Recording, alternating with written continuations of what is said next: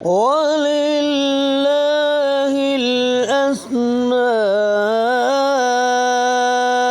الْحُسْنَى فَادْعُوهُ بِهَا۔ اعوذ باللہ من الشیطان الرجیم، بسم اللہ الرحمن الرحیم۔ السلام علیکم ورحمۃ اللہ وبرکاتہ۔ اللہ کے خوبصورت نام اور اس پر بات کرنے کے لیے میرے ساتھ آج موجود ہیں میری بہت ہی پیاری ساتھی سعدیہ فرحان، جو ایک عرصے سے دینی درس و تدریس کے شعبے سے منسلک۔ ناظرین، یہ لفظ اللہ عربی قواعد کی روح سے 4 معنی میں آتا ہے۔ نمبر 1، عطا کرنا۔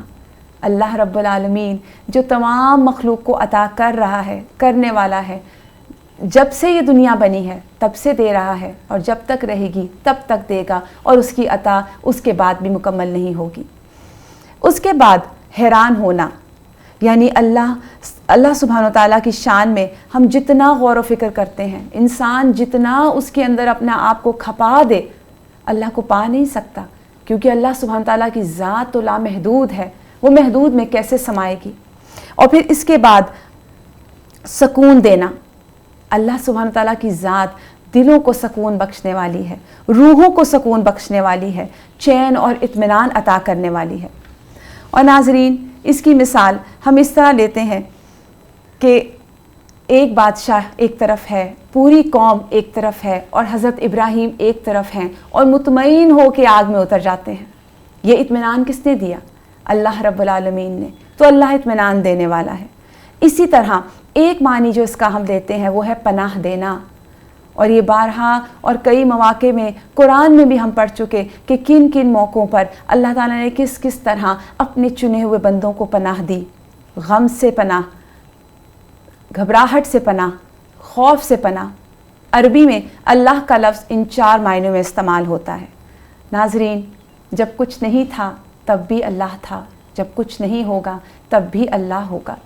جیسے وہ حدیث میں آتا ہے نا کہ تمام مخلوق جب قیامت کے دن ختم اور فنا ہو جائے گی، وہاں اللہ رب العالمین کی ذات باقی رہے گی۔ اللہ کی محبت دلوں کی سکون اور راحت کا باعث ہے، اللہ کی ذات عطا کا باعث ہے۔ اللہ کی ذات القوی ہے، قوت والی ہے، انسانوں پر پورا اختیار رکھتی ہے، اور نہ صرف انسانوں پر، اپنی ساری مخلوق پر۔ اللہ رب العالمین کی ذات قربت والی ہے، نرمی والی ہے، اپنے مومنین کو اپنے قریب کرتی ہے، دنیا میں بھی اور آخرت میں بھی۔ اور کون مومنین؟ جو اللہ کی ہر بات پہ سرنڈر کرنے والے ہو جاتے ہیں۔ اور اس کے بعد اللہ کی اجازت نہ ہو تو کوئی حکم نافذ ہو نہیں سکتا۔ اس کی رحمت، اس کا علم، اس کا فضل ہر چیز کا احاطہ کیے ہوئے ہے۔ لہٰذا غم ہو، خوشی ہو، یا کوئی بھی کیفیت ہو، انسانوں کو صرف اور صرف اللہ رب العالمین کی طرف متوجہ ہونا چاہیے۔ اور اللہ سبحانہ تعالیٰ سورہ الفاتحہ میں اپنا تعارف جب کرواتے ہیں، الحمدللہ رب العالمین، تو اللہ کے لیے تعریف جو رب ہے العالمین کا۔ اسم اللہ کو تو ہم نے دیکھا، اب میں چاہوں گی کہ میری بہت پیاری ساتھی سعدیہ اسم الرب پہ کچھ روشنی ڈالیں۔ جی بالکل، اللہ تعالیٰ کا یہ نام بہت خوبصورت ہے، اور بڑا انٹرسٹنگ اس کے بارے میں یہ بات ہے کہ عربک میں رب جو ہے وہ مالک، آقا اور نگران کے لیے بھی بولا جاتا ہے، لیکن یہ نسبت کے ساتھ ہوتا ہے، جیسے ربۃ البیت ہے، گھر کی مالکن۔ لیکن جب الرب ہم اللہ سبحانہ و تعالیٰ کے لیے کہتے ہیں تو یہ نسبت کے بغیر آتا ہے، جیسے الحمدللہ رب العالمین۔ اللہ تعالیٰ یہاں پہ فرماتے ہیں کہ تمام تعریف اور تمام شکر کس کا ہے؟ اس رب العالمین کا جو 2 جہانوں کا رب ہے۔ اب اگر ہم اس نام کو ذرا اس پہ غور کریں تو رب بیسکلی ہے پالنے والا، رب ہے جو خالق ہے، تمام مخلوقات کا خالق ہے، رب الخالقین۔ اور جب ہم کہتے ہیں کہ رب العالمین 2 جہانوں کا رب، اس کا مطلب ہے زمین اور آسمان اور سورج، چاند، ستارے، اور جو ان دونوں کے درمیان، اور جو زمین کی گہرائیوں اور جو پانی کی گہرائیوں میں ہے، ان سب کا پیدا کرنے والا اللہ رب العالمین ہے۔ اب بات یہاں پہ ختم نہیں ہوتی، اس رب کے معنی میں یہ بھی آ جاتا ہے کہ جتنی مخلوقات ہیں، جس کو اس نے پیدا کیا، ان کے افعال کا، ان کے معاملات کا، ان کی جو ساری تدبیر ہے، کس طرح وہ کام کریں گے، کس طرح اپنے زندگی کو لے کے چلیں گے، وہ سب بھی اس میں آ جاتا ہے، اور وہ تدبیر کرنے والا بھی ہے۔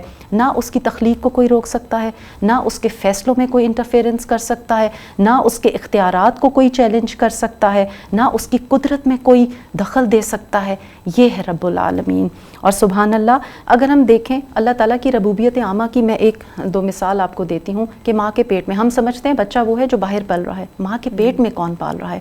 آپ مچھر کو دیکھ لیں، مچھر کے 400 گنا اس کو بڑا کر کے دکھایا گیا تو 100 کے قریب آنکھیں، 48 اس کی جو ہے دانت ہے جو چھریوں جیسے ہیں، اور ایک مادہ وہ ریلیز کرتا ہے سکن پہ کاٹنے سے پہلے، ہمیں تو تب پتہ چلتا ہے جب وہ کاٹ کے چلا جاتا ہے، اور اللہ رب العزت اندھیرے میں اس کے جو پر اس نے پھیلائے ہوتے ہیں اس کو دیکھ لیتا ہے، سبحان اللہ۔ اور اس کے بعد پھر ہم دیکھتے ہیں کہ کس طرح اللہ تعالیٰ اپنے خاص بندوں کو اس کی ربوبیت کا ہمیں وہاں پہ پتہ چلتا ہے کہ ان کو رزق دیتا ہے، ان کے ایمان میں اضافہ کرتا ہے، اور ایمان بھی تو رزق ہے، ایمان بھی رزق ہے، اور ان کو ہدایت پہ لے کے آتا ہے۔ اور اس کی سب سے بڑی مثال جو ہے نا، کس طرح حضرت ابراہیم علیہ السلام نے ہدایت کو پا لیا اور اپنا سر جھکا دیا، تو انہوں نے سورج اور چاند کو دیکھا اور اس کے بعد انہوں نے اپنے رب کی ربوبیت خاصہ کو پا لیا، اور کس طرح انہوں نے ہدایت جو ہے وہ اس سے حاصل کر لی، اور جب رب نے کہا جھک جا، انہوں نے کہا میں جھک گیا۔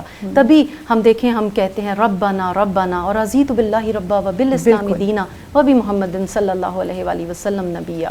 بہت شکریہ سعدیہ، آپ نے بہت ہی خوبصورت باتیں ہمیں بتائیں رب العالمین کے بارے میں، اللہ آپ کے علم اور عمل میں برکت دے۔ ناظرین، اس کے ساتھ ہی مجھے اور سعدیہ فرحان کو اجازت دیجیے، وآخر دعوانا ان الحمد للہ رب العالمین، سبحانک اللہم وبحمدک، اشہد ان لا الہ الا انت، استغفرک واتوب الیک۔ السلام علیکم ورحمۃ اللہ وبرکاتہ۔ وَلِلَّهِ الْأَسْمَاءُ